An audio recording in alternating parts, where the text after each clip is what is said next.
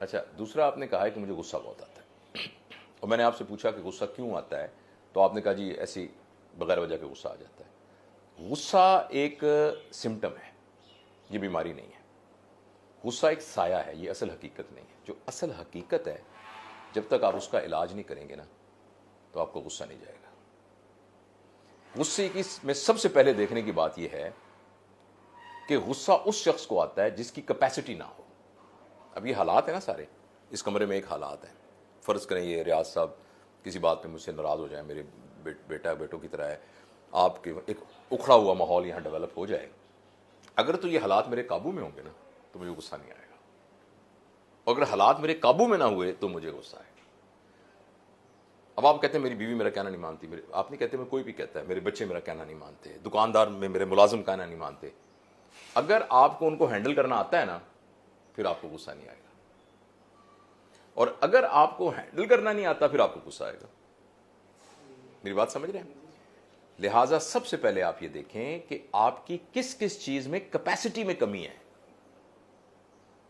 جو بندہ جس کی کیپیسٹی کم ہوتی ہے نا وہ غصے میں ہوتا ہے، تو سب سے پہلے اپنی کیپیسٹی ڈیولپ کریں، ایک بات۔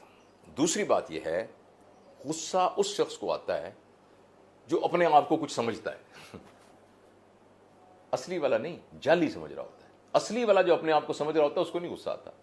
جو ایویں کہتا ہے نا میری بھی کوئی عزت ہے، آخر میرا بھی کوئی مقام ہے، آخر میرا بھی کوئی سٹیٹس ہے، ٹھیک ہے، تو آپ داخل ہوئے ہیں اپنی دفتر میں، دکان میں، اور آپ کے ملازم نے آپ کا دروازہ نہیں کھولا نا تو آپ کو غصہ آ جائے گا۔ آپ کا تھیلا پکڑا ہوا ہے، آپ کے ملازم نے آپ کا بیگ نہیں پکڑا، آپ کو غصہ آ جائے گا، آپ کہیں گے یہ میری عزت نہیں کرتا۔ اس لیے کہ ہمیں نا ایک فالس انڈرسٹینڈنگ ہے اپنے بارے میں کہ یہ میرا سٹیٹس ہے۔ دو کام کریں بس۔ نمبر 1، اپنی کیپیسٹی کو انکریز کریں، اپنی ایبلٹیز کو انکریز کریں، اس کے ڈفرینٹ طریقے ہیں ہر کام کے اندر۔ نمبر 2، اپنے دل سے یہ بات نکال دیں کہ میں کوئی شے ہوں۔ اگر آپ کو یقین نہ آئے اور آپ کہیں نہیں میں بھی تو ہر کچھ شے ہے نا، صرف 4 منٹ کے لیے اپنا ناک بند کر لیجئے اور منہ بند کر لیں، صرف 4 منٹ کے لیے، اور اگر آپ یہ مسلسل بند رکھیں تو 4 منٹ کے بعد ہم جو بیٹھے ہوئے ہیں نا ہم یوں ہاریزونٹل لیٹے ہوئے ہوں گے۔ صرف 4 منٹ کی بات ہے، ہماری ساری اکڑ پھون نکل جائے گی۔ 4 منٹ یہ آکسیجن اندر نہ جائے تو بندہ جو ہے نا برین ڈیتھ ہو جاتی ہے، اس کی مدد ہونی شروع ہو جاتی ہے۔ میری بات سمجھے نا؟ تو انسان کو ہر وقت یاد رکھنا چاہیے کہ ایکچولی میری کوئی حیثیت نہیں ہے، میں لائن میں سب سے پیچھے کھڑا ہوا ہوں، تو لائن میں سب سے پیچھے کھڑا ہوں، اس کے ساتھ کیا زیادتی ہونی ہے؟ وہ زیادہ آگے جائے گا نا، وہ تو سب سے پیچھے ہے، تو ہم سب اپنے حساب سے لائن میں سب سے پیچھے لگے ہوں۔ تو اپنی حیثیت کو پہچاننا بہت ضروری ہے، اور وہ کوئی ڈرامہ نہیں ہے، واقعی ہماری کوئی حیثیت نہیں، اور جو کچھ ہمیں مل رہا ہے وہ اللہ کی طرف سے صرف مہربانی کی وجہ سے مل رہا ہے، ایسا نہیں کہ ہم اس کو ڈیزرو کرتے تھے۔ دوسرا میں نے کہا کہ اپنی کیپیسٹی کو بڑھائیں، اور تیسری آخری بات یہ ہے کہ جب بھی کوئی سچویشن ایسی ہو جس میں غصہ آ سکتا ہے تو ریئیکٹ کرنے سے پہلے تھوڑی دیر کے لیے نا آپ ذرا سوچ لیں کہ میں اس مسئلے کو حل کیسے کروں۔ پنجابی میں کہتے ہیں موقع نو سنبھالنا۔ جس بات پر آپ کو غصہ آ رہا تھا نا آپ ذرا اس موقع کو سنبھالنے کی کوشش کریں۔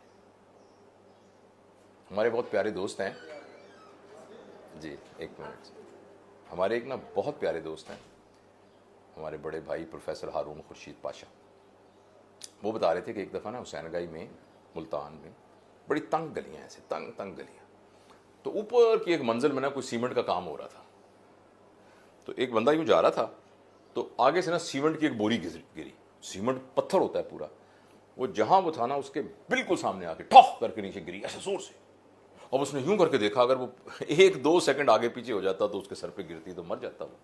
اس نے چیخنا شروع کر دیا، غصہ آ گیا، اس نے اچھا، وہ جس بندے سے گری تھی نا وہ پوڑیوں سے نیچے آیا، چپ کر کے اس کی بات سنتا رہا۔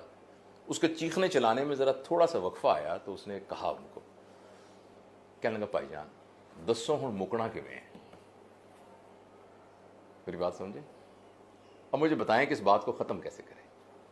تو جس کو غصہ آ رہا ہوتا ہے نا تو ہم یہ سوچیں کہ بھائی اب اس کو ہم ختم کیسے کریں۔